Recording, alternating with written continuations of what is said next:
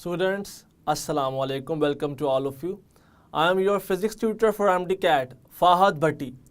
Students, आज हम discuss करेंगे कि ग्राफ्स बेसिकली क्या होते हैं, हम ग्राफ्स का एरिया, स्लोप कैसे कैलकुलेट कर सकते हैं और असल में इस लर्निंग ऑब्जेक्टिव के साथ हम आज सीखेंगे कि डिस्प्लेसमेंट टाइम ग्राफ और वेलोसिटी टाइम ग्राफ हम कैसे सॉल्व करेंगे इन MDCAT और किस तरह क्वेश्चंस आ सकते हैं वहाँ पे। आज हम वो भी लर्न करेंगे इन ओवर क्वेश्चंस और इन ओवर MCQs इन ओवर लेक्चर। तो चलिए अब हम चलते हैं अपने लाइट बोर्ड की तरफ। आज हमने डिस्कस करना है ग्राफ्स के बारे में नॉलेज, और आज ही हम डिस्कस करेंगे कि कौन कौन से ग्राफ्स हम पढ़ेंगे। एक हम पढ़ेंगे DT graph. DT graph stands for displacement time graphs, और साथ ही हम डिस्कस करेंगे VT graphs, those are velocity time graphs. लेकिन इससे पहले जो हम डिस्कस करना चाहेंगे, जो आपके MDCAT के सिलेबस का बहुत प्योर लर्निंग ऑब्जेक्टिव है, वो ये है कि ग्राफ्स को पढ़ने से पहले स्लोप के बारे में सीखा जाए, knowledge about slopes and graphs. तो सबसे पहले हम डिस्कस कर रहे हैं ग्राफ्स होते क्या है, उसमें हमारी तरफ में मोस्ट इम्पॉर्टेंट टू थिंग्स क्या हैं, और फिर हम जिक्र करेंगे DT और VT ग्राफ्स का, एंड देन हम उन्हें क्वेश्चंस भी सॉल्व करेंगे। तो चलिए स्टार्ट करते हैं। सबसे पहले व्हाट आर ग्राफ्स। अगर हम ग्राफ्स के बारे में देखें तो किसी भी दो फिजिकल क्वांटिटीज़ का जब आपस में आप बिहेवियर निकालना चाहते हैं किसी भी ग्राफिकल वे में, तो ग्राफ्स इस्तेमाल होते हैं। So graphs are basically graphical representation. Graphs are graphical representation, और वो भी किस चीज़ की भला? ग्राफिकल रिप्रेजेंटेशन ऑफ बिहेवियर, कि बिहेवियर कैसा है असल में, और बिहेवियर किन का? Behaviour of two physical quantities. किसी भी दो फिजिकल क्वांटिटीज़ का जो बिहेवियर होगा उसको क्लियर तरह से डेमोन्स्ट्रेट करने के लिए हम यूज़ करते हैं ग्राफ्स का। अच्छा, आपके लेवल तक ग्राफ के बारे में इम्पॉर्टेंट चीज़ें क्या क्या हैं? हम जो चीज़ें पढ़ेंगे वो बेसिकली दो हैं। हम डिस्कस करेंगे कि ग्राफ का एरिया क्या होता है, और उसके बाद हम पढ़ेंगे कि ग्राफ की स्लोप बेसिकली क्या चीज़ है। हम फर्ज कर लेते हैं we have any graph like this. ये हमारे पास एक्सिस है, this is x axis, this is y axis. जो क्वांटिटी एक्स एक्सिस पर मौजूद है मैं उसको एक्स ही कह रहा हूँ, जो क्वांटिटी वाई एक्सिस पर मौजूद है मैं उसको सिंपल वाई ही कह रहा हूँ। तो चलिए नोट करते हैं कि इन दोनों के बारे में हम इंफॉर्मेशन कैसे निकाल सकते हैं। सबसे पहले हम बात करते हैं एरिया की। जब भी एरिया की बात की जाएगी तो area is actually product of axis. Area के यूनिट्स वो होते हैं जो यूनिट्स प्रोडक्ट ऑफ एक्सिस के होते हैं। वो तो वैसे डिपेंड करता है, देखें फार्मूला क्या होगा, that depends upon the shape of graph. लेकिन एरिया के यूनिट्स क्या होंगे? That is equal to product of physical quantities on both axis. जैसे कि यहाँ पर क्वांटिटी x है और यहाँ पर क्वांटिटी y है। अगर तो मैं एरिया की बात कर लेता हूँ तो इस केस में area is equal to x times y। So this is the area of the graph, जो कि बहुत सिंपल है। लेकिन अगर तो हम बात करते हैं स्लोप की, तो स्लोप को कई मर्तबा MCQ के अंदर डिफरेंट नाम से भी पुकारा जाता है। जैसे कि slope is also called gradient. Slope को ग्रेडियंट भी कहा जाता है। Slope is also called inclination. इसी स्लोप को इंक्लिनेशन भी कहते हैं। आप जरा नोट कीजिएगा। फर्ज कर लीजिए हमारे पास एक ग्राफ इस तरह से मौजूद है, कुछ यूं। अब जरा नोट कीजिएगा, ये इसका इनिशियल पॉइंट था A, और ये पॉइंट प्रोसेस सारा हुआ B पॉइंट तक। A पर जो x की वैल्यू है दिस इज x1, ग्राफ ने मूव किया B की तरफ। B पर जो x की वैल्यू है दिस इज x2। अगर इसी चीज़ को अब यहाँ पर देखें तो जो a की वैल्यू y की होगी this is called y1 and in the same sense जो वैल्यू b की y पे होगी दैट इज कॉल्ड y2।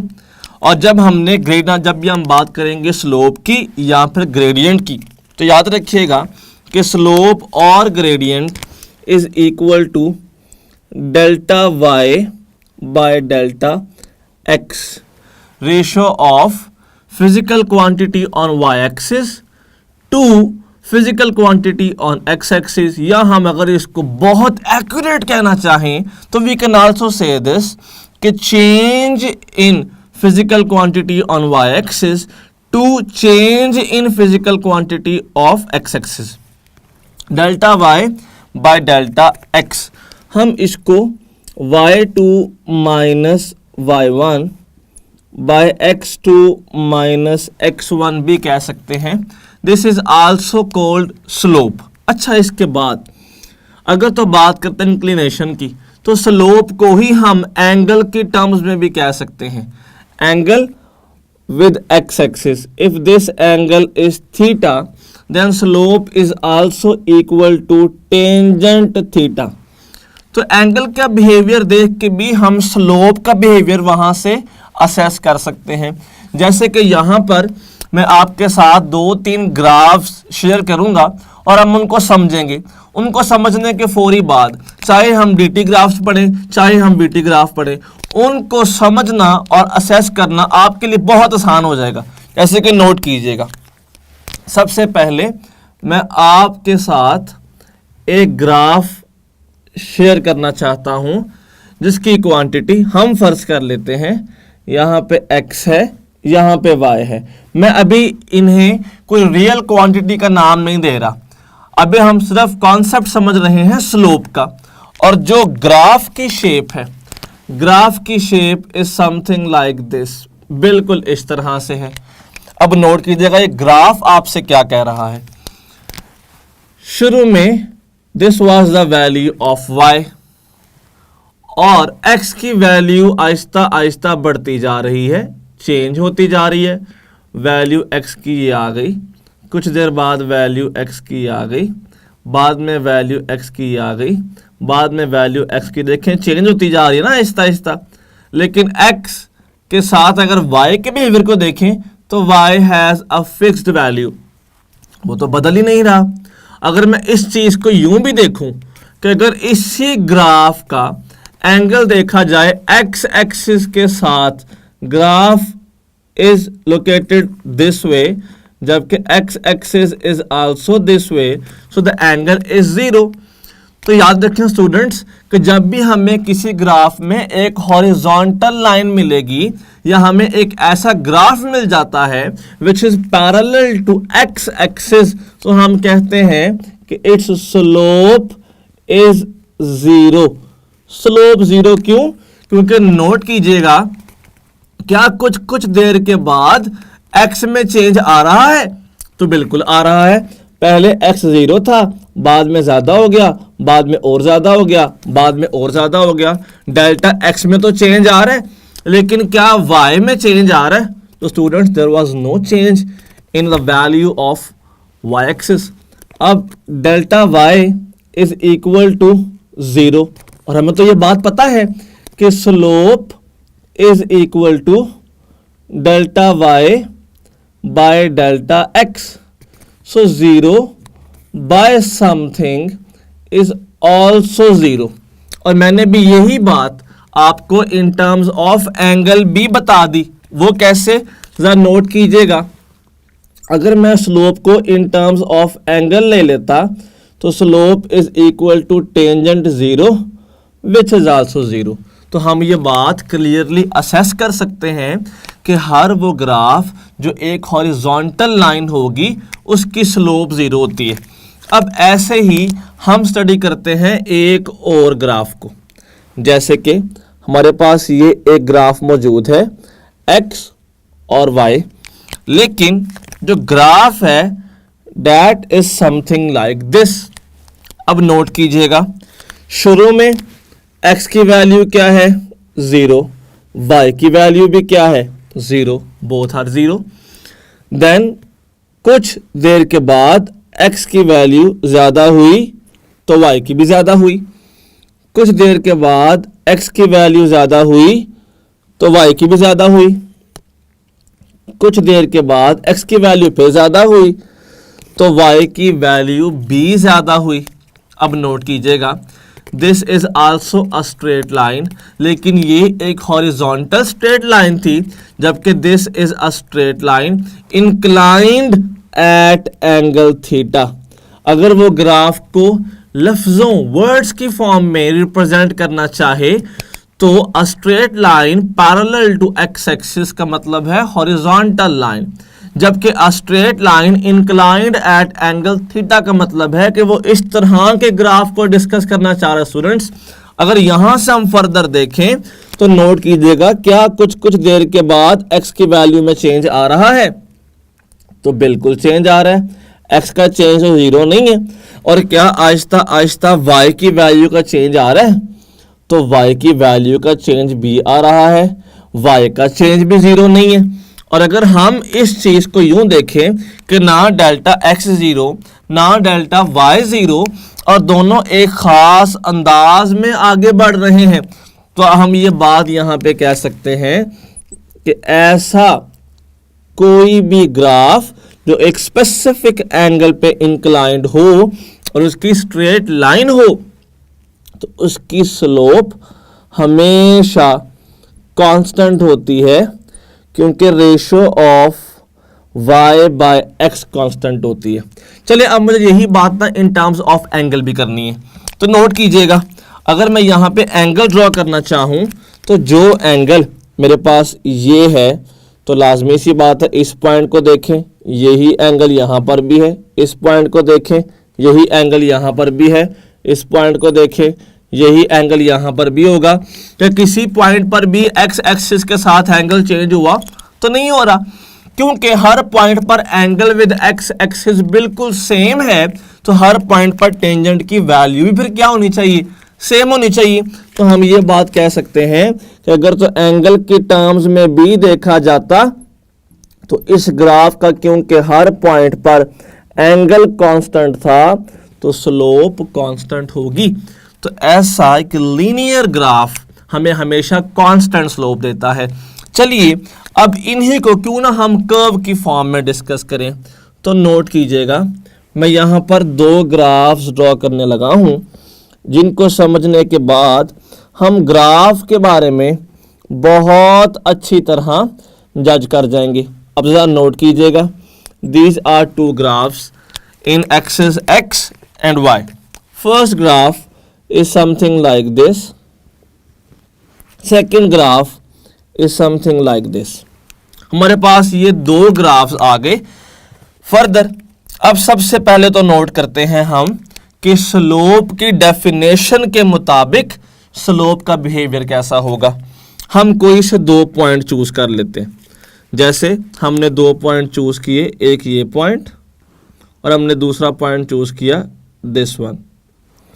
अब नोट कीजिएगा, यहाँ पे x की वैल्यू ये है और नेक्स्ट पॉइंट पे x की वैल्यू ये है, जबकि y की वैल्यू इस पॉइंट के मुताबिक ये थी, सेकंड पॉइंट के मुताबिक y की वैल्यू हमारे पास ये आ गई। अब सर नोट कीजिएगा, this is change in x, जबकि this is change in y। जरा आप मुझे देख के बताइएगा, क्या ऐसे ग्राफ में x और y दोनों का चेंज बिल्कुल सेम है? तो हमें तो विजुअली नजर आ रहा है कि y का चेंज तो x से कहीं ज्यादा है। अगर ऐसे ग्राफ की बात हम करें जो कि कर्व है और जो बेंड हो रहा है x से दूर y की तरफ, तो हम ये बात क्लियरली कह सकते हैं कि ऐसे ग्राफ में जो ratio of change in y to change in x होती है वो कैसी है? वो इंक्रीजिंग है, वो ज्यादा है। तो ऐसे ग्राफ की जो स्लोप होती है स्टूडेंट्स, वो इंक्रीजिंग स्लोप होती है। अच्छा, अगर मैं इसी को इन टर्म्स में ना कहना चाहूं, मैं इनको in terms of angle, in term of tangent theta बयान करना चाहूं, तो चलिए मैं ये ग्राफ दोबारा यहीं पर कुछ ऐसे ड्रॉ कर देता हूं। हमारे पास यही ग्राफ कुछ इस तरह से आ गया। हमने अब बयान करना है एंगल के टर्म्स में, तो चलिए कुछ पॉइंट्स चूज कर लेते हैं। सबसे पहले मैंने ये वाला पॉइंट लिया, फिर ये वाला पॉइंट लिया और फिर ये वाला पॉइंट लिया। इन सारों का हमने एंगल देखना है विद एक्स एक्सिस। तो नोट कीजिएगा, शुरू में एक्स एक्सिस के साथ एंगल कम था, कुछ देर के बाद एंगल ज़्यादा हो गया और देखें बाद में एंगल क्या हो गया, 90। क्या हम ये नहीं देख रहे कि जब हम इनिशियल पॉइंट से फाइनल पॉइंट की तरफ गए तो क्या हर पॉइंट के बाद एंगल इंक्रीज नहीं कर रहा, और क्योंकि एंगल इंक्रीज कर रहा है तो tangent theta is also increasing. तो मैं इस लिहाज से भी तो कह सकता हूं कि अगर स्लोप टेंजेंट थीटा से बी निकालते तो क्योंकि एंगल तो बढ़ रहा है तो इस लिहाज से भी फिर स्लोप स्टूडेंट्स क्या होती, इंक्रीजिंग होती। अब चलिए क्यों ना इस किस्म में ग्राफ की बात की जाए। अगर ग्राफ ऐसा आ जाए जो कर्व है and which is bending towards x axis, जो वाई से अवे जा रहा है, तो हम यहां पर 2 पॉइंट डिस्कस करेंगे ताकि हम चेंज निकाल सकें। मैं वो 2 पॉइंट्स कुछ इस तरह से चूज कर लेता हूं कि this is over first point and this is over second point. सबसे पहले फर्स्ट पॉइंट की value on y and x axis, फिर उसके बाद सेकंड पॉइंट की value on y and x axis. अब जरा नोट कीजिएगा, मैंने इन दोनों पॉइंट्स के एक्स और वाई पे कोऑर्डिनेट्स ड्रॉ कर दी। अब मैं चेंज की बात अगर करता हूं तो this is the change in X axis, ये एक्स एक्सिस का चेंज है। और अगर मैं वाई एक्सिस के लिहाज से बात करूं स्टूडेंट्स तो this is the change in Y axis. अच्छा, आप मुझे सिर्फ देख के बताइएगा कि इन दोनों में से चेंज किस में ज्यादा आ रहा है। ऑब्वियसली आप बिल्कुल वहां पे नोट कर रहे होंगे कि वाई का चेंज तो बड़ा कम है जबकि एक्स का चेंज तो बड़ा ज्यादा है। अब अगर इस किस्म के ग्राफ में देखा जाए which is moving away from x axis and towards away from y axis and towards x, हम कह सकते हैं कि slope is equal to delta y by delta x. अब जरा नोट कीजिएगा कि डेल्टा वाई कम है और डेल्टा एक्स ज्यादा है, क्योंकि डेल्टा एक्स बढ़ रहा है तो नीचे, तो स्लोप फिर उसी लिहाज से स्टूडेंट्स क्या हो रही होगी, डिक्रीजिंग, कम हो रही होगी। अच्छा, अगर इसी केस को मैं एंगल की टर्म्स में बयान करना चाहूं तो कुछ ऐसा ग्राफ है हमारा। अब यहां पर भी एंगल का बिहेवियर चेक करने के लिए हम डिफरेंट पॉइंट्स ले लेते हैं, first point, second point and third point, और हर पॉइंट पर एक्स एक्सिस के साथ एंगल भी निकाल लेते हैं। दिस इज एंगल इनिशियली, और आहिस्ता आहिस्ता आप क्या देख रहे हैं कि एंगल तो स्टूडेंट स्मॉल होता जा रहा है। जब आप ए से बी की तरफ मूव कर रहे हैं इन ग्राफ तो एंगल तो कम हो रहा है, और अगर एंगल कम हो रहा है तो ऑटोमेटिकली फिर स्लोप भी क्या हो रही होगी, कम हो रही होगी।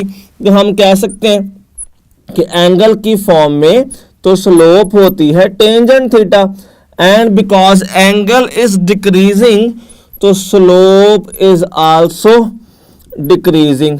अब आपने यहां पे नोट कर लिया कि ग्राफिकल रिप्रेजेंटेशन होती है, बिहेवियर बताती है 2 क्वांटिटीज का। एरिया हमने शेप के लिहाज से कैलकुलेट करना होता है, लेकिन एरिया का यूनिट हमेशा वही होता है जो प्रोडक्ट ऑफ एक्सिस का यूनिट होता है। लेकिन स्लोप में आपने डिवीजन करनी होती है। फिजिकल क्वांटिटी जो वाई एक्सिस पे है उसको डिवाइड करते हैं physical quantity on X axis से, और उनके चेंज को डिवाइड करते हैं अगर आपने वैल्यू निकालनी हो तो। लेकिन इन टर्म्स ऑफ इंक्लिनेशन हम उसको टेंजेंट थीटा भी कहते हैं। हमने भी 4 ग्राफ रेगुलर डिस्कस किए, कोई भी फिजिकल क्वांटिटी असाइन किए बगैर कि अगर लाइन बिल्कुल स्ट्रेट आती हॉरिजॉन्टली, या लाइन अगर स्ट्रेट आती inclined at a specific angle, या फिर हमें कर्व मिलती, तो उसमें बिहेवियर ऑफ स्लोप क्या होता। क्योंकि स्टूडेंट्स हम सब कुछ डिस्कस कर चुके हैं और हमें एक अच्छा नाउ हाउ हो गया है कि स्लोप और एरिया क्या होता है, तो अब फिर हम मूव करते हैं towards over velocity time graphs, जो कि हमारे एफएससी की पार्ट 1 का इंपॉर्टेंट टॉपिक भी है और उसी के साथ साथ हमारा मेन टॉपिक है एमडी कैट का। तो चलिए स्टार्ट करते हैं और हम डिस्कस करेंगे over VT graphs which is also called velocity time graphs.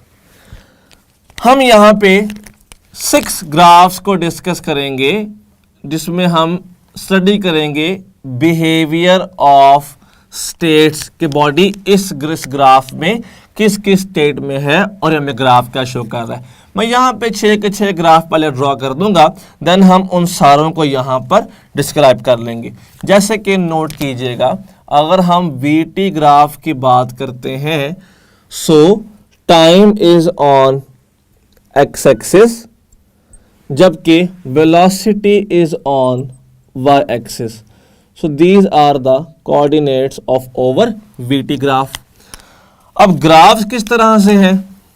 This is first graph. मैं इनको नाम भी दूंगा साथ साथ। This is first graph. This is second graph. This is third graph. This one is fourth graph, a complete vertical line. Fifth graph, जबकि this one resembles sixth graph. अब इनका पाथ भी, first graph is moving like this, second one is in this direction, third one in this direction. This is the direction of fourth one, direction of fifth one, and this is direction of sixth one. ये आ गए हमारे total 6 graph जो हमने discuss करने हैं VT के अंदर। सबसे इंपॉर्टेंट बात जो हमने सबसे पहले पढ़नी है वो कि एरिया ऑफ ग्राफ क्या होता है। What is area of graph? अगर एरिया की बात करेंगे, so area of this graph which is the product of V and T gives us distance. और डिस्टेंस कौन सा? एवरेज डिस्टेंस हम कैलकुलेट करते हैं by the area of VT graph. Second most important thing is actually slope, जो हमने बहुत detail से पढ़ी अभी। Slope is equal to change in Y axis, so delta we, and change in x-axis delta t. So students, delta v by delta t gives us acceleration. acceleration वाला कौन सा होगा? देखें, अगर तो हम बात करते हैं लीनियर ग्राफ्स की, जैसे 1, 2, 5 और 6, तो इन केसेस में हम डिफाइन करते हैं एवरेज एक्सेलरेशन को। लेकिन अगर तो ग्राफ कर्व में, जैसे कि 3 और 4th कर्व में आ गए, तो क्योंकि हर पॉइंट पे एंगल चेंज हो रहा होता है, तो फिर कर्व वाले केसेस में स्लोप बताती है acceleration at a specific instant. तो ये बात हमने याद रखनी होगी। तो चलिए अब हम देखते हैं कि ये 6 ग्राफ्स हमें क्या बता रहे हैं अपने बारे में। हम स्टार्ट करेंगे by studying the behaviour of first graph. जरा फर्स्ट में नोट कीजिएगा, अगर फर्स्ट ग्राफ की बात करें तो वेलोसिटी की एक कांस्टेंट वैल्यू है, टाइम गुजरता जा रहा है लेकिन वेलोसिटी की वैल्यू चेंज नहीं हो रही। This resembles this one. तो हम ये बात भी तो कह सकते हैं कि फर्स्ट ग्राफ रिजेंबल्स यूनिफॉर्म। यहां पे यूनिफॉर्म को आप कांस्टेंट भी कहते हैं, यूनिफॉर्म और कांस्टेंट वेलोसिटी। यूनिफॉर्म या कांस्टेंट वेलोसिटी से मूव कर रही है body. If a body is moving with uniform velocity then उसकी स्लोप क्या होती है? हमने पढ़ा ना कि when graph is linearly straight line parallel to x axis तो स्लोप 0 होती है। क्या हमारी ये बात सेटिस्फाई करती है? बिल्कुल करेगी। वो कैसे? If body is moving with uniform velocity slope is acceleration. और हमें तो ये बात पता है, अगर वेलोसिटी चेंज नहीं हो रही तो एक्सेलरेशन भी जीरो होता है। So when slope is zero, acceleration is also zero because body is moving with uniform velocity. So this is the description of our first graph. चलिए अब यहाँ से हम डिफाइन करते हैं over second graph। तो नोट कीजिएगा, इन सेकंड ग्राफ बॉडी की वेलोसिटी लीनियरली इंक्रीज कर रही है टाइम के साथ साथ। टाइम बढ़ रहा है, वेलोसिटी बढ़ रही है, तो ग्राफ कैसे आ गया? Linearly increasing. तो second graph is the graph of a body moving with uniformly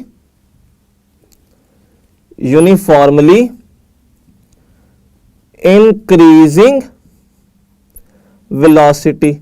second graph एक ऐसी बॉडी का ग्राफ है जिसकी वेलोसिटी यूनिफॉर्मली इंक्रीज कर रही है, और क्योंकि ऐसे ग्राफ में स्लोप कांस्टेंट होती है तो हम कह रहे हैं कि slope is constant.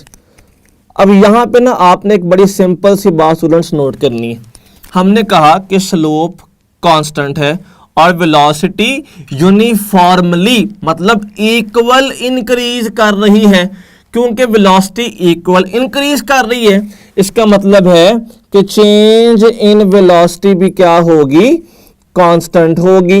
And if change in velocity is constant then acceleration, जो rate of change of velocity होता है, वो भी कांस्टेंट होना चाहिए। तो देखें यहां पर भी सेटिस्फाई हो गया। वो कैसे? कि स्लोप कांस्टेंट तो एक्सेलरेशन भी कांस्टेंट होना चाहिए। अब हम डिस्कस करते हैं इसी के थर्ड ग्राफ को। तो नोट कीजिएगा, थर्ड ग्राफ एक ऐसा ग्राफ है which is a curve and which is moving away from time axis, जो मूव कर रहा है टुवर्ड्स वेलोसिटी एक्सिस। कर्व का मतलब ये है कि वेरिएबल इंक्रीजिंग वेलोसिटी है। इंक्रीजिंग क्यों है? क्योंकि देखें कर्व ऊपर की तरफ को जा रही है, वेलोसिटी की तरफ को जा रही है। सो वेरिएबल इंक्रीजिंग वैसे ना इस बात को देखने का एक और वे भी होता है, वो ऐसे कि आप दो पॉइंट चूज कर लें, एक ये पॉइंट और एक ये पॉइंट। तो देखें कि पहले वेलोसिटी ये थी लेकिन बाद में ये है, तो वेलोसिटी पहले से ज्यादा ही हुई है। So third graph resembles variable increasing velocity. तो हम कह सकते हैं कि थर्ड ग्राफ एक ऐसा ग्राफ है जो वेरिएबल इंक्रीजिंग वेलोसिटी को बयान कर रहा है। लेकिन इस तरह के ग्राफ में क्योंकि एंगल आहिस्ता आहिस्ता इंक्रीज कर रहा होता है तो स्लोप इंक्रीजिंग होती है। तो हमने कहा कि slope is increasing. If slope is increasing it means acceleration is also increasing। और एक्सेलरेशन होगा भला कौन सा? पॉजिटिव या नेगेटिव? तो क्योंकि वेलोसिटी इज इंक्रीजिंग तो दिस इज पॉजिटिव एक्सेलरेशन। ये बात भी बड़ी इंपॉर्टेंट हमने याद रखनी होगी। अब देखेंगे हम फोर्थ ग्राफ कि फोर्थ ग्राफ क्या रिजेंबल करता है। Fourth graph is also showing variable curve थी, वेरिएबल इंक्रीजिंग वेलोसिटी। अच्छा ये आप कैसे? तो नोट कीजिएगा, हमारे पास इस केस में भी आप कोई से दो पॉइंट ले लें, this one and this one. तो पहले वेलोसिटी ये थी तो बाद में तो ज्यादा ही हो गई है। So fourth graph is also showing variable increasing velocity अब भी ना वेरिएबली इंक्रीज ही कर रही है, लेकिन किस तरह से कर रही है? अब नोट कीजिएगा, ये एक ऐसा ग्राफ है जिसमें एंगल आहिस्ता आहिस्ता कम हो रहा होगा। अगर एंगल कम हो रहा है तो ऑटोमेटिकली स्लोप भी कम हो रही है। तो हम यहां पे कह सकते हैं कि slope is decreasing slope, it means decreasing acceleration. Slope भी डिक्रीजिंग है, एक्सेलरेशन भी डिक्रीजिंग होगा। लेकिन क्या अब ये नेगेटिव हो जाएगा? तो स्टूडेंट्स नहीं, एक्सेलरेशन कम हो रहा है। एक्सेलरेशन का पॉजिटिव और नेगेटिव होना डिपेंड एक्सेलरेशन पे नहीं करता, वेलोसिटी पे करने वाला। क्या पढ़ा था? अगर वेलोसिटी कम हो रही हो, if velocity is decreasing then acceleration is taken as negative. तो देखें वेलोसिटी तो बढ़ ही रही है, वो तो कम नहीं हो रही, तो एक्सेलरेशन कम होना अब ये नेगेटिव नहीं है, ये पॉजिटिव ही है, क्योंकि वेलोसिटी तो बढ़ रही थी ना। अच्छा, ऐसा कैसे पॉसिबल है कि वेलोसिटी बढ़े एक्सेलरेशन डिक्रीजिंग हो जाए? Students, it all depends upon change in velocity. First कीजिएगा, एक कार मूव कर रही है जिसकी स्पीड पहले 5 थी, 5 के बाद हो गई 15, 15 के बाद हो गई 30, 30 के बाद हो गई 50 किलोमीटर पर आवर। जरा नोट कीजिएगा चेंज कितना कितना आ रहा है, हर 1 मिनट के बाद वेलोसिटी चेंज हो रही है। लेकिन वेलोसिटी में चेंज देखें, 0 से 5, 5 का चेंज आया, 5 से 15, 10 का चेंज आया, 15 से 30, 15 का चेंज आया, 30 से 50, 20 का चेंज आया। क्या हर इक्वल इंटरवल के बाद जब वेलोसिटी बढ़ रही है तो चेंज इन वेलोसिटी भी बढ़ रहा है? If velocity is variably increasing, but if change in velocity is also increasing, acceleration भी increasing होता है और पॉजिटिव होता है। लेकिन अगर बॉडी की स्पीड पहले हुई 0 से 10 और फिर हो गई 10 से 15, फिर 15 से 18, फिर 18 से 20, फिर 20 से 21, आप जरा नोट कीजिएगा, 10 से 15, 15 से 18, 18 से 20, क्या वेलोसिटी नहीं बढ़ रही? वेलोसिटी तो बढ़ रही है, लेकिन चेंज के साथ क्या हो रहा है? उसका चेंज कम हो रहा है। 0 से 10, 10 का चेंज आया, 10 से 15, 5 का चेंज आया, 15 से 18, 3 का चेंज आया, 18 से 20, 2 का चेंज आया। Velocity is increasing, acceleration positive है, लेकिन क्योंकि चेंज इन वेलोसिटी कम होता जा रहा है तो एक्सेलरेशन भी डिक्रीजिंग होगा स्टूडेंट्स। तो दिस इज द केस जब इन दोनों केसेस में वेलोसिटी तो बढ़ जाती है पर एक्सेलरेशन इंक्रीजिंग और डिक्रीजिंग वे में आता है। अब हम बात करते हैं अपने फिफ्थ ग्राफ की। फिफ्थ ग्राफ प्रैक्टिकली पॉसिबल नहीं होता। मैं इन दोनों ग्राफ्स को यहां पे आपको शो करना चाह रहा हूं। This is fifth graph. Fifth graph ये बता रहा है कि time has stopped and body is moving with this much velocity, जबकि टाइम तो चल ही नहीं रहा। This graph is practically impossible, possible ही नहीं है कि हम इस ग्राफ को अचीव कर सकें। और क्योंकि इसकी देखें एक बिल्कुल वर्टिकल लाइन है जिसका एंगल एक्स एक्सिस के साथ 90 बनता है and slope is tangent 90 which becomes infinity. तो हम कह सकते हैं कि this graph shows infinite slope या फिर infinite acceleration which is practically impossible. Classical वे में ऐसा नहीं हो सकता कि हम टाइम को किसी भी तरीके से स्टॉप कर दें। क्वांटम वेव्स अलग हैं और क्वांटम वेव्स को हम डिस्कस भी नहीं करते क्लासिकल वेव्स के अंदर, क्योंकि वो आपस में ओवरलैप नहीं होते। Now over last sixth graph, तो नोट कीजिएगा कि व्हेन एट इनिशियल पॉइंट, जो कि यहाँ पर है क्योंकि ये ग्राफ यूं जा रहा है, तो बॉडी की वेलोसिटी इस पॉइंट पर ज़्यादा है और टाइम गुजरने के साथ साथ जिस जिस तरह टाइम पास कर रहा है तो वेलोसिटी पहले से कम होती जा रही है और फिर आहिस्ता आहिस्ता वाला क्या हो गई? 0 हो गई। This graph is uniformly decreasing velocity. Uniformly क्यों? क्योंकि लाइन स्ट्रेट थी। तो हम कह सकते हैं कि sixth graph resembles a case when body has uniformly decreasing velocity. अच्छा, वेलोसिटी डिक्रीजिंग है, हमें ये बात तो समझ आ गई, लेकिन इसका एंगल नोट कीजिएगा जरा। यहां पे दिस इज द एंगल, इस पॉइंट पे दिस इज द एंगल, इस पॉइंट पे दिस इज द एंगल, इस पॉइंट पे दिस इज द एंगल। क्या कहीं पर एंगल स्टूडेंट चेंज हो रहा है? एंगल तो कांस्टेंट है उसका एक्स एक्सिस के साथ। अगर हर जगह पर एंगल कांस्टेंट है और ग्राफ देखें बिल्कुल स्ट्रेट लाइन है, इट मींस कि this graph has constant slope as well as constant acceleration. लेकिन स्टूडेंट्स इस केस में जो एक्सेलरेशन होगा ना वो नेगेटिव होगा। This is negative acceleration. Why negative? क्योंकि वेलोसिटी अब की बार डिक्रीज कर रही है।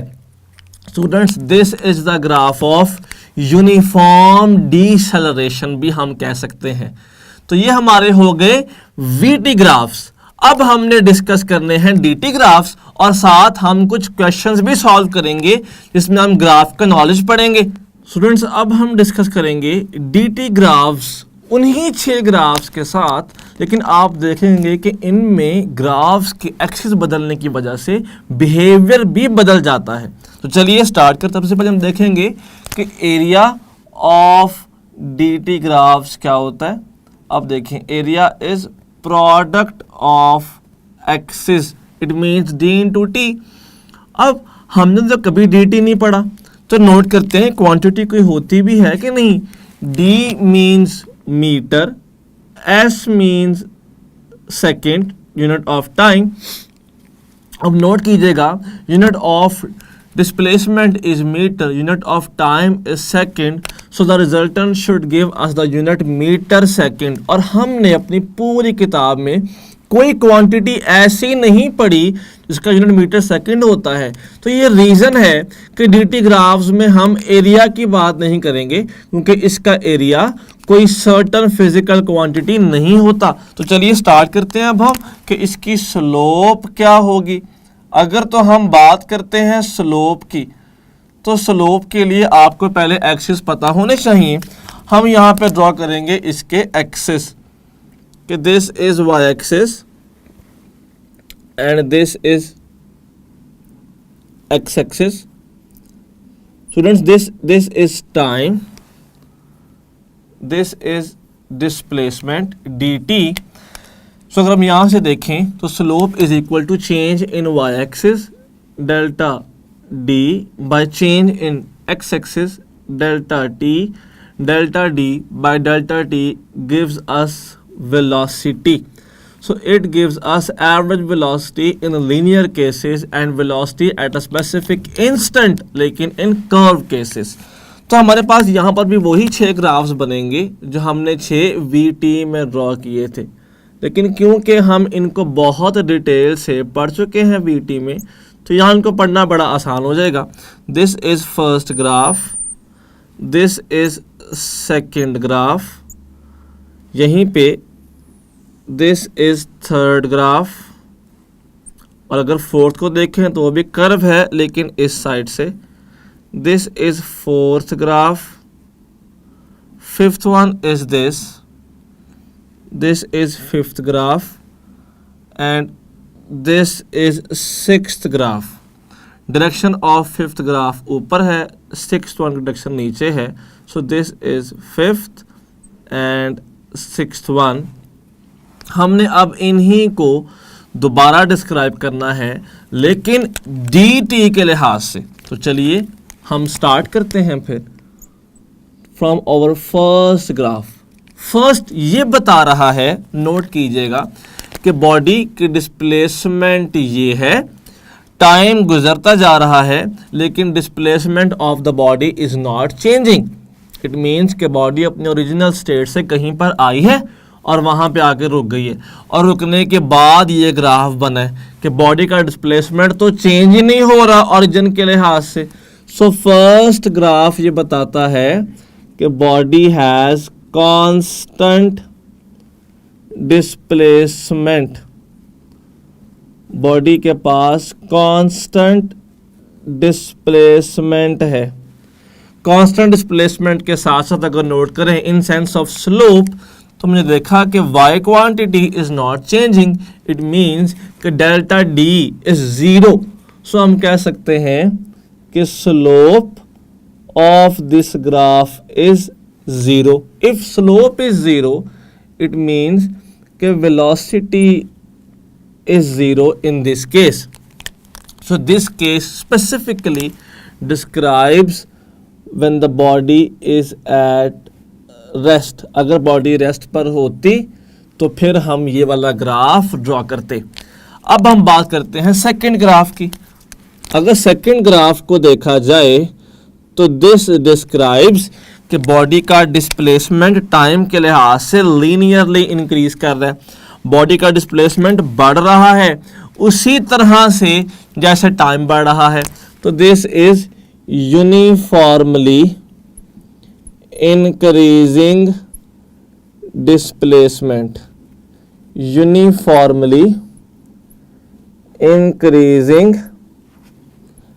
डिस्प्लेसमेंट. अच्छा, अगर डिस्प्लेसमेंट यूनिफॉर्मली बढ़ रहा है तो नोट कीजिएगा चेंज तो डिस्प्लेसमेंट के अंदर भी आ रहा है और टाइम के अंदर भी आ रहा है, लेकिन क्योंकि दोनों में चेंज सेम है तो हम कह सकते हैं कि this graph has constant slope. This graph has constant slope. Constant slope means this graph has constant velocity, क्योंकि इसकी स्लोप ही तो वेलोसिटी थी.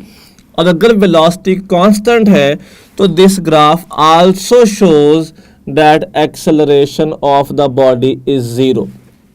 आप नोट करें कैसे हमने dt ग्राफ से एक्सेलरेशन का बिहेवियर निकाल लिया डायरेक्ट. अब फर्दर हम देखते हैं थर्ड ग्राफ को.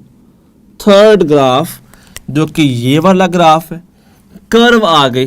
डिस्प्लेसमेंट तो बढ़ ही रहा है जैसे वेलोसिटी बढ़ रही थी, तो हमने कहा कि this graph resembles variable increasing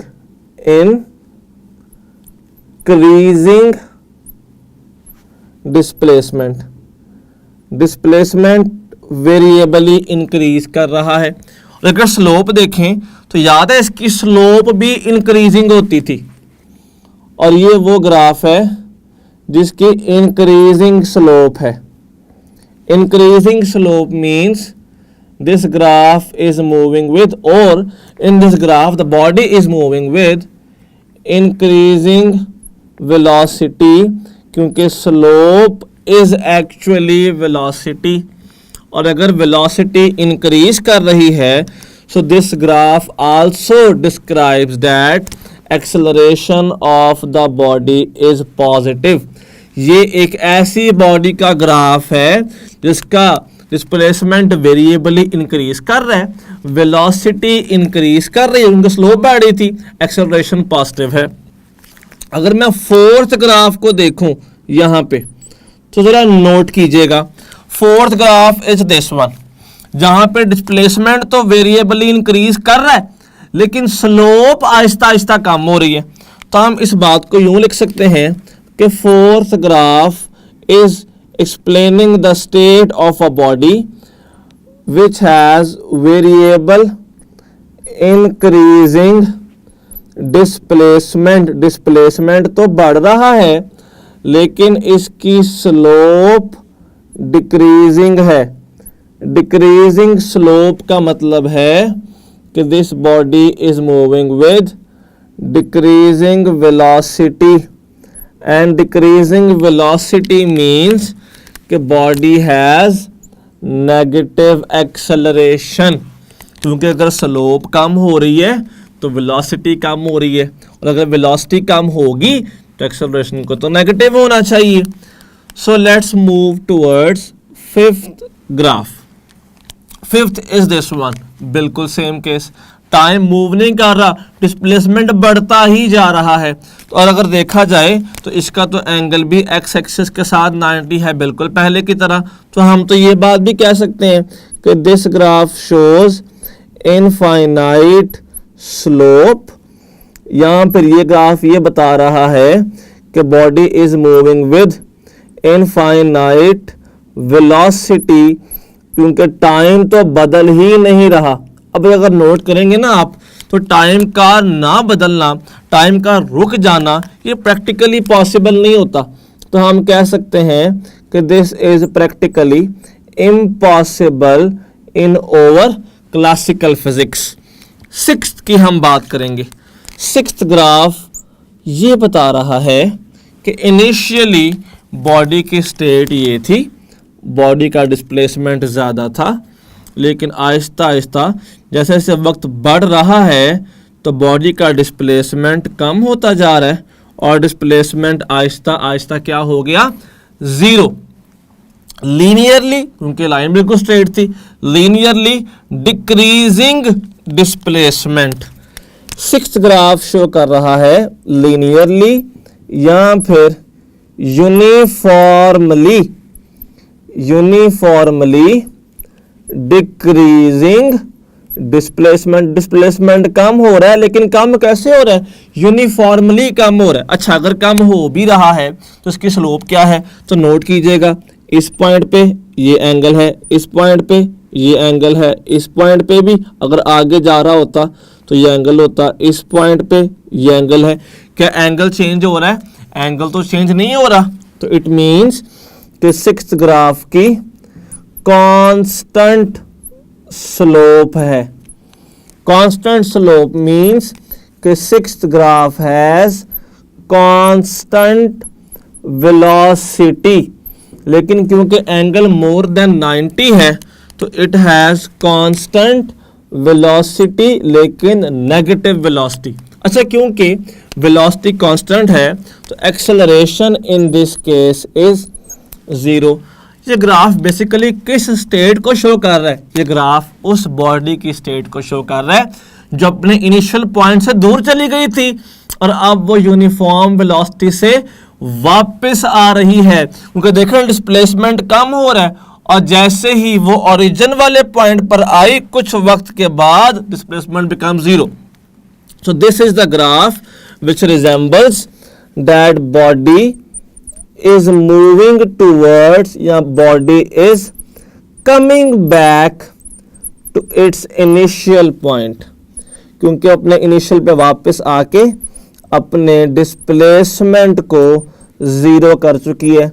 और हमने पढ़ा था ना कि जब वापस आ रही होती है तो डिस्प्लेसमेंट नेगेटिव होता है, तो वेलोसिटी भी नेगेटिव है। स्टूडेंट्स, यहाँ पे ये थे हमारे वीटी और डीटी ग्राफ्स। अच्छा, क्यों ना अब हम साथ ही कुछ एमसीक्यूज डिस्कस कर लें जो यहाँ से बहुत इंपॉर्टेंट हैं, कुछ पास्ट में भी आ चुके हैं। जैसे कि जो हमारा फर्स्ट एमसीक्यू है वो ये है कि which feature of the graph, which feature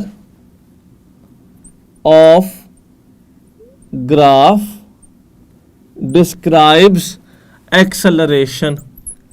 ऐसा कौन सा फीचर है ग्राफ का जो एक्सेलरेशन के बारे में बताता है, describes acceleration।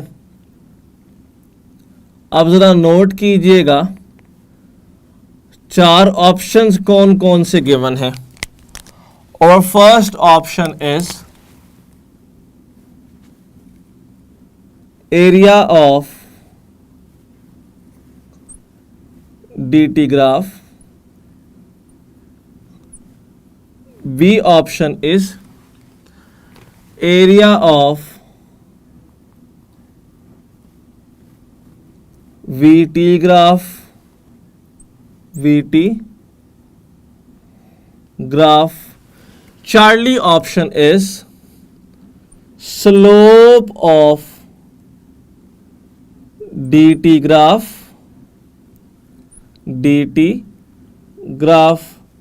जबकि delta option is slope of VT graph. हमने इन ग्राफ्स को स्टूडेंट बहुत डिटेल से पढ़ा। ज़रा आप बताइए कि इन चारों में से कौन सी चीज़ है विच गिव्स अस एक्सेलरेशन। तो हमने पढ़ा था ना कि स्लोप इज बेसिकली एक्सेलरेशन किस ग्राफ्स में, वीटी ग्राफ्स में। तो इन सारों में से The correct option is slope of VT graph gives us acceleration. अब हम मूव करेंगे टूवर्ड्स ओवर नेक्स्ट MCQ. कहता बताएं हमारे पास एक बॉडी है जो मूव कर रही है और हमने उसका पाथ ग्राफिकली नोट कर लिया है. कितना डिस्टेंस तय किया और उसकी एवरेज स्पीड क्या होगी. ये ग्राफ आपकी बुक के अंदर ही बना हुआ है स्टूडेंट्स. हमारे पास यहां पे ग्राफ गिवन है. This is graph we T graph. Readings are something like this. This is 0, this is 5, 10, 15 and 20 and this is 20. यहाँ से यहाँ तक, then same और फिर नीचे. So this is ग्राफ जो आपके एग्जाम्पल में ड्रॉ किया गया है बुक के अंदर. अब यहां से इस ग्राफ से हमें दो चीजें स्टूडेंट्स पूछी गई. मतलब ये बेसिकली दो क्वेश्चंस हैं. फर्स्ट क्वेश्चन क्या है बताएं, टोटल डिस्टेंस कितना तय किया हमने. सेकंड हमसे भला क्या बात पूछेगी कि बताएं कि एवरेज वेलोसिटी कितनी तय थी बॉडी की. बॉडी की वेलोसिटी थी क्या एवरेज वे में. सबसे पहले हम बात करेंगे कि हमारी ऑप्शंस क्या हैं एंड देन हम कैलकुलेट कर लेंगे इसको. और यहाँ पर ही बिल्कुल सेम केस. ऑप्शंस क्या हैं इन सेकेंड केस. और options are 100 metre, 200 metre, 300 metre and 50 metre. जबकि यहाँ पे options are 10 metre per second, 20 metre per second, 15 metres per second and 25 metres per second. हमें वीटी ग्राफ से डिस्टेंस निकालना है और हम इस बात को जानते हैं कि distance is basically area of VT graph. So we have to calculate this area. अगर यहाँ से देखें तो दो तरीके हैं इसको सॉल्व करने के स्टूडेंट्स. सबसे पहला वे तो ये कि आप नोट करें कि हमारे पास यहाँ पे दो ट्रायंगल्स हैं. एक ये ट्रायंगल है और एक ये ट्रायंगल है. इन दोनों को सेपरेट सॉल्व कर लें और फिर बाकी देखें कि ये हमारे पास एक आ गया रेक्टेंगल. इसको सेपरेट सॉल्व कर लें. जब सबको ऐड करेंगे so we will get the area of this graph जो कि डिस्टेंस होगा. सेकंड वे क्या है कि हम डायरेक्ट यूज करें formula of area of trapezium. Trapezium क्या होता है, ऐसी कोई भी शेप जिसकी दो साइड्स आपस में पैरेलल हो लेकिन इक्वल ना हो, जो कि कुछ इस तरह से बनेगी तो हम उसको ट्रेपीजियम कह सकते हैं. तो बताइए हम कैसे करें. हम दोनों वे से करके देखा कि दोनों समझ आ जाए आपको. हमारा फर्स्ट वे ये था और फर्स्ट वे इज दिस कि हम निकालें इस ट्रायंगल का एरिया. ट्रायंगल का एरिया हमेशा होता है 1/2 length which is 5 into width that is 20. ये आ गया एक ट्रायंगल का एरिया. नेक्स्ट में देखिएगा 5 to 15 डेल्टा एक्स कितना हो गया 15 - 5 इज 10. लेंथ इंटू यहां से लेके ऊपर तक 20 था. Width this is area of rectangle. आगे देखें फिर ट्रायंगल आ गई 1/2. दिस इज द लेंथ 20 - 15 कितना आ गया 5 इंटू विड्थ दिस वन 20 था. This is the sum of all the areas. 20 into 5 is 100/250 plus and आगे 200 प्लस ये भी आ गया 50. तो देखा कि जो हमारे पास डिस्टेंस आया that is 300 मीटर्स. अच्छा, अगर इसी क्वेश्चन को मुझे सॉल्व करना पड़ जाता अनदर वे में तो फिर मैं कैसे सॉल्व करता, ज़रा नोट कीजिएगा. Area of trapezium, area of trapezium is equal to, हम उसे कैसे सॉल्व करते हैं, वो दो लेंथ जो आपस में पैरेलल हैं, जो कि this one and this one, उनका सम किया जाए। अब देखें 0 से 20, दिस इज 20 प्लस यह क्या है 5 से 15, कितना बन गया भला ये 10, दोनों का सम करके उनको 2 पर डिवाइड किया जाए। पैरेलल लाइंस को सम करें और 2 पर डिवाइड करें और उनको मल्टीप्लाई कर दिया जाए किसके साथ, जो इनके परपेंडिकुलर डिस्टेंस है, विच इज 20। अब नोट कीजिएगा जरा, 20 प्लस 10 कितना हो गया 30, 30/2 कितना हो गया 15 into 20 which is equal to 300 metres. तो अगर तो आप में से किसी को formula of area of trapezium आता है डायरेक्ट सॉल्व कर ले, वरना हम सेपरेट भी सॉल्व करेंगे तो हमारा आंसर सेम ही स्टूडेंट्स आएगा। So in this case the answer is Charlie which is 300 metres.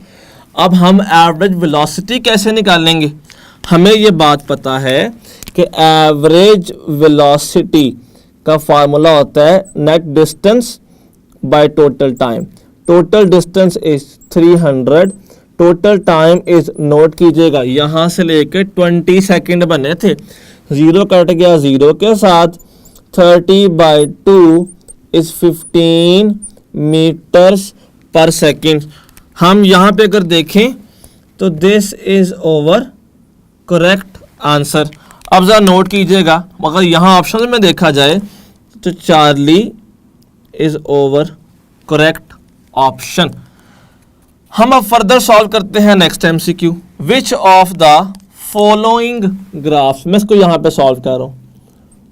विच, अच्छा WOF means which of following, which of following graph represents, show कर रहा है, किसको शो कर रहा है, कांस्टेंट एक्सेलरेशन को। हम यहां पे ग्राफ्स ड्रॉ करेंगे तो बताएं कौन सा ग्राफ शो कर रहा है जहां पे एक्सेलरेशन कांस्टेंट है। जो हमारा पहला केस है और first case is this is VT graph और ये हमारा ग्राफ है। Second case is this VT graph and this is the graph. Charlie case is this VT graph, this is the graph, and delta is all of these. जरा note कीजिएगा, अगर first case में देखें तो V और T linear line है, increasing velocity है, सो this is the graph of increasing acceleration, increasing velocity sorry, जबकि कांस्टेंट पॉजिटिव एक्सेलरेशन का ये ग्राफ हो गया। सो दिस इज करेक्ट। लेकिन अगर बीटा पे देखें तो this is uniformly decreasing velocity, जो हमारा 6th ग्राफ ने पढ़ा था अभी। तो 6th ग्राफ में यूनिफॉर्मली डिक्रीजिंग वेलोसिटी में, क्योंकि यूनिफॉर्मली डिक्रीज कर रही है तो एक्सेलरेशन नेगेटिव है, एक्सेलरेशन इज नेगेटिव, लेकिन है तो कांस्टेंट ही। और चार्ली क्या है, आपकी बुक में शॉर्ट क्वेश्चन भी था कि this is a special case when velocity is constant and acceleration is also constant which is always 0. तो students the correct answer of this MCQ is delta. ये क्वेश्चन 2017 में पास्ट में पूछा जा चुका है and all is the correct option of this MCQ. एक question हम फौरन करेंगे इस पोर्शन में, जैसे कि दैट क्वेश्चन इज, कहता अगर हम एक बॉडी को ऐसे वर्टिकली ऊपर फेंक देते, हमने बॉडी को स्टूडेंट्स वर्टिकली ऐसे ऊपर की तरफ को फेंक दिया है और बताइए फेंकने पर कि जो हमारे पास एस टी ग्राफ मिला, जो एस टी ग्राफ था, that was something like this. An object is thrown vertically upwards and this is the ST graph. और पूछा ये गया है कि बताएं VT ग्राफ कैसा होगा। अगर ST ग्राफ ये है तो VT ग्राफ कैसा होना चाहिए। ऑप्शंस हमें कौन कौन से गिवन है, हमारे पास 4 ऑप्शंस यहाँ पे गिवन है, A, B, C and D। तो नोट कीजिएगा, our first option is this VT, second option is VT, third option is VT, fourth option is VT। Students ये है हमारा alpha option, this is over beta option, this is Charlie option, जबकि this is delta option. पूछा यह गया है कि अगर ये हमारे पास S T distance time graph होता तो वी टी क्या होता। ज़रा नोट कीजिएगा, हुआ क्या, हमने ऑब्जेक्ट को स्ट्रेट ऐसे ऊपर थ्रो किया है, वेलोसिटी इनिशियली मैक्सिमम, जैसे थ्रो किया तो वेलोसिटी आहिस्ता आहिस्ता आहिस्ता आहिस्ता कम हुई और टॉप पे जाके वेलोसिटी क्या हो गई, 0। फिर वो इंक्रीज हुई और फिर मैक्सिमम। लेकिन जाते वक्त वेलोसिटी कैसे थी, पॉजिटिव, तो फिर आते हुए कैसी होगी, नेगेटिव होगी। हमने पढ़ा होता है ना कि जब भी आप ऐसे थ्रो करेंगे और इनिशियल पॉइंट से दूर जा रहे हैं तो डिस्प्लेसमेंट पॉजिटिव, वेलोसिटी पॉजिटिव, वापस आ रहे हैं डिस्प्लेसमेंट नेगेटिव, वेलोसिटी भी negative. So behaviour of velocity फिर क्या बना कि लीनियरली डिक्रीज कर रही है, 0 हो गई, फिर लीनियरली इंक्रीज कर रही है लेकिन इन नेगेटिव वे। हमारे पास this graph is not linear, this one is not linear as well, तो ये तो गलत हो गए। अब बाकी रह गए ए और डी। इसमें वेलोसिटी पहले 0 थी जो कि लीनियरली बढ़ रही है, लेकिन असल में तो केस ऑपोजिट था, जब थ्रो किया तब मैक्सिमम थी, आहिस्ता आहिस्ता डिक्रीज हुई है, जब थ्रो किया मैक्सिमम थी, आहिस्ता आहिस्ता कम होके 0 हो गई एट टॉप पॉइंट और फिर बढ़ती गई लेकिन इन नेगेटिव वे। तो students this is the correct answer of over this MCQ.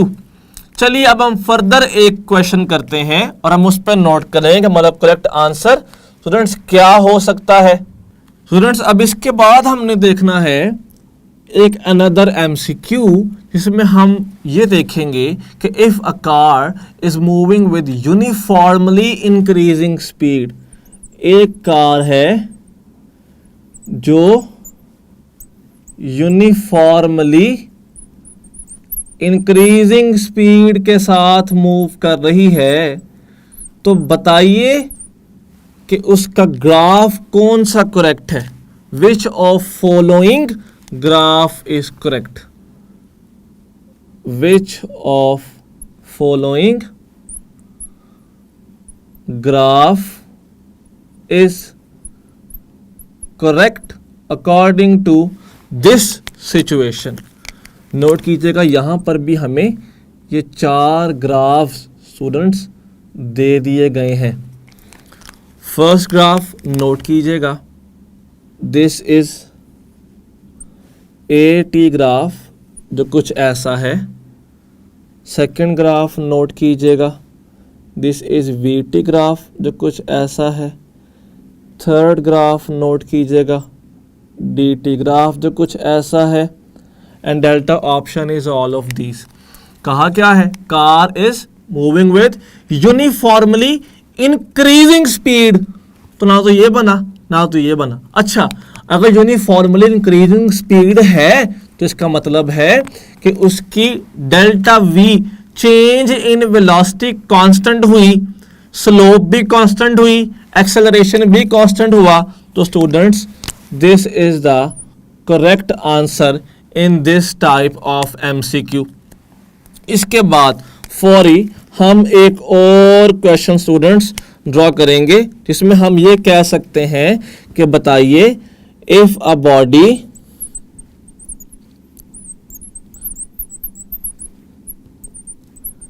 Is moving with, अगर बॉडी मूव कर रही है, if the body is moving with uniform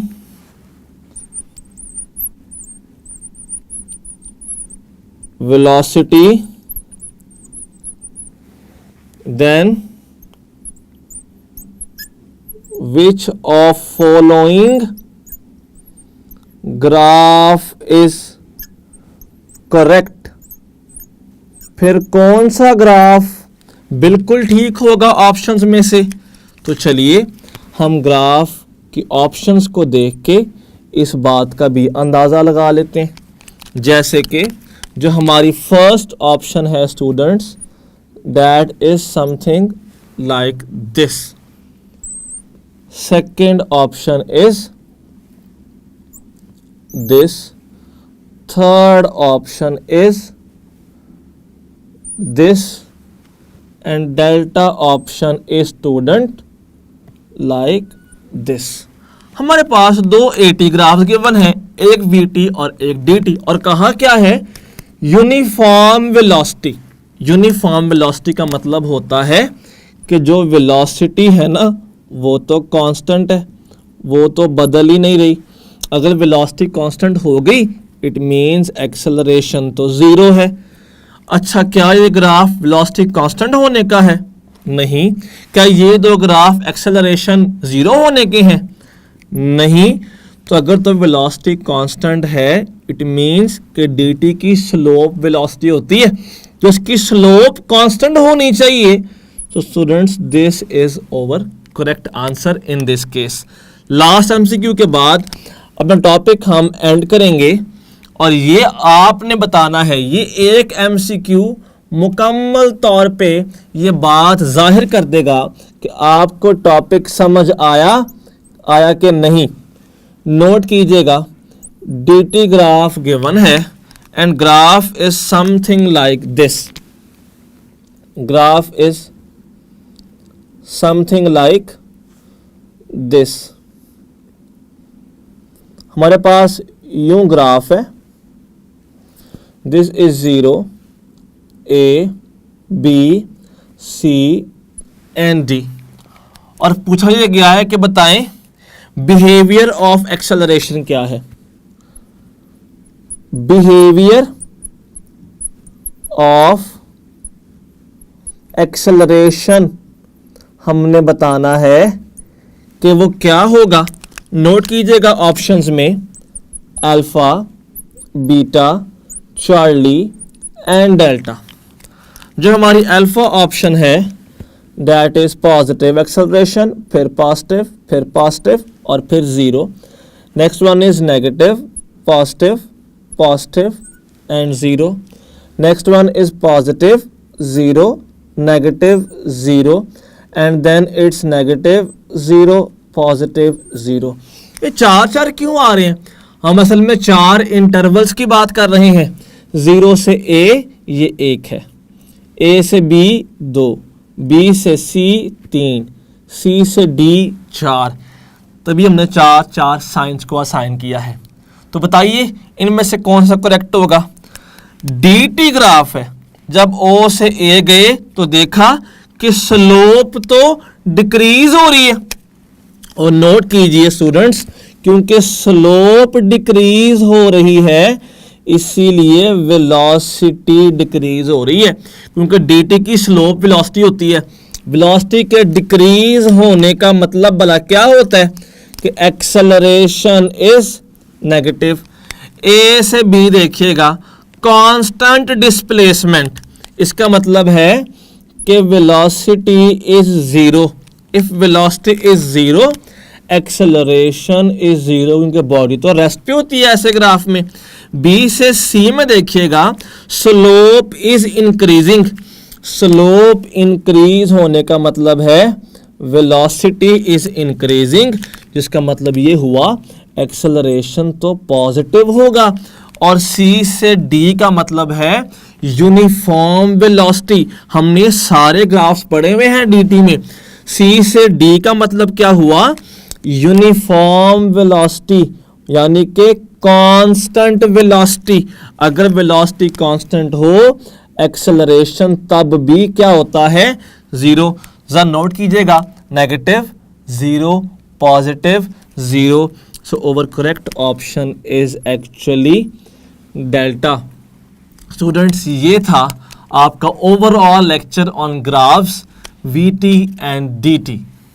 हमने स्टूडेंट्स आज लेक्चर के दौरान देखा कि किस तरह से एमडी कैट में क्वेश्चंस पास्ट में डीटी और वीटी ग्राफ्स में से आ चुके हैं और उन्हें हमने कैसे सॉल्व करना है, और जो क्वेश्चंस नहीं आ चुके वो ग्राफ्स भी इंटायरली इंपॉर्टेंट हैं, क्योंकि वो भी शायद इस साल आ जाएं या वो भी बिल्कुल बराबर अहमियत के हामिल हैं।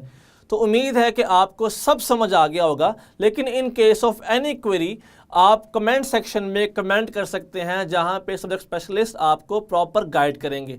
अपना ख्याल रखिएगा। अल्लाह हाफिज़।